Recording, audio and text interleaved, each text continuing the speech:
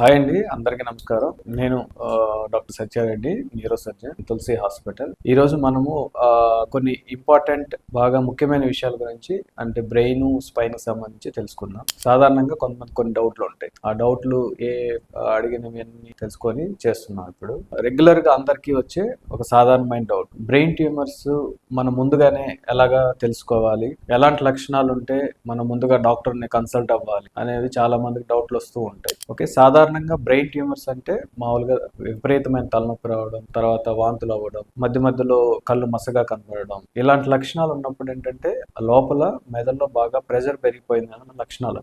ఇవి ఒక possible brain tumour ఉండే అవకాశం. ఇంకా కొంతమందికి వేరే లక్షణాలు, అంటే కొంతమందికి ఫేషియల్ పారాలిసిస్, అంటే మూతి ఒకవైపుకి లాగడం, కన్ను మూత పడకపోవడం, కొంతమందికి చెవి వినికిడి తగ్గిపోవడం, కొంతమందికి వాసన అనేది తగ్గిపోవడం, కొంతమందికి కళ్ళు అంటే ఒకవైపు సైడ్ నుంచి వచ్చే వాహనాలు కానీ, బైక్స్ కానీ, కార్స్ కానీ సరిగా కనపడపోవడం, సడన్ గా దృష్టి లోపం రావడం, ఇవన్నీ మెదడులో ప్రెషర్, అంటే ఒక బ్రెయిన్ ట్యూమర్ ఉండే అవకాశాన్ని సూచించే సూచన. సాధారణంగా మెదడు ట్యూమర్స్ ఎప్పుడు బయటపడతాయంటే విపరీతమైన తలనొప్పి, వాంతులు రావడం, కళ్ళు సరిగా కనపడకపోవడం, ఇలాంటి సిమ్టమ్స్ వచ్చినప్పుడే మనుషులుగా సాధారణంగా డాక్టర్ని కన్సల్ట్ అవుతాము.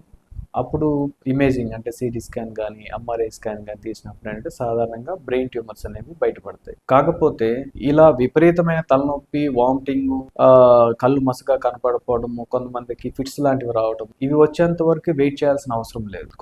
కొన్ని సెంటినల్ సైన్స్ అంటారు, అంటే కొన్ని ముందు సూచనలు అనేవి ఉంటాయి. అంటే డైలీ హెడేక్ రావడం, ఇంటర్మిటెంట్ వామిటింగ్స్ కానీ, కొద్దిగా చేయి లాగుతున్నట్టు కానీ, కొద్దిగా అదురుతున్నట్టు కానీ, ఇలాంటి లక్షణాలు, సింపుల్ లక్షణాలు కూడా ఉంటాయి. ఇలాంటి ఉన్నప్పుడు అంటే జాగ్రత్తగా మనం ముందే చూసుకుంటే బ్రెయిన్ ట్యూమర్ అనేది మాక్సిమం సైజ్ పెరిగేంత వరకు వెయిట్ చేయకుండా తక్కువ స్టేజ్ లోనే మనం ఐడెంటిఫై చేయగలం. Thank you.